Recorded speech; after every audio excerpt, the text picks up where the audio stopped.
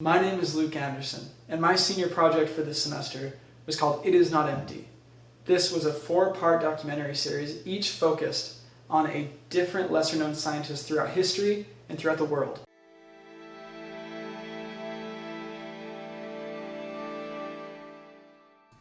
Welcome to It Is Not Empty, where we explore the lesser-known stories behind the science we have today.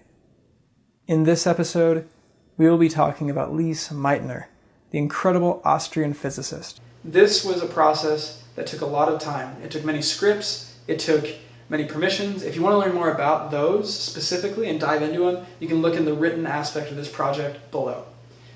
Now, as far as how long this took, it took 70 hours, and I want to give you an accurate breakdown, so I have it written here exactly what that breakdown was.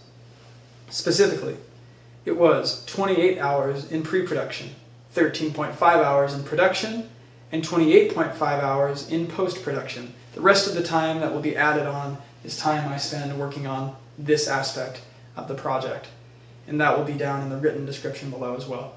So, when I created this, I had a very strict way of going about the video production timeline.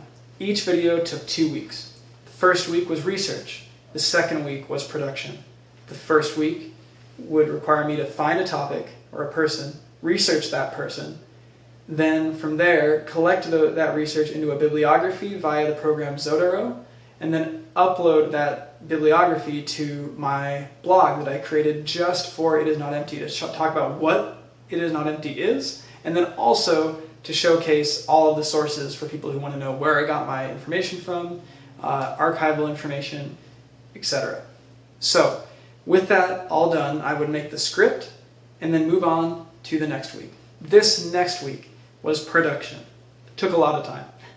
This production time was spent working first on recording my intro and then taking archival footage and using that, providing, applying effects, applying sound effects, music, doing coloring and editing after the fact to make it a compelling narrative and to make it make sense to people who may not know a lot about science to begin with.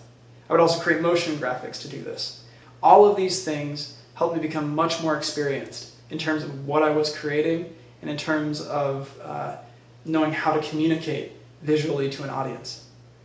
I, in the end, created something that I'm planning on promoting via my blog that I have there and across social media as I share it, and then on LinkedIn as I share it with potential employers. I know it will have an impact on what I create, and I hope you enjoy it.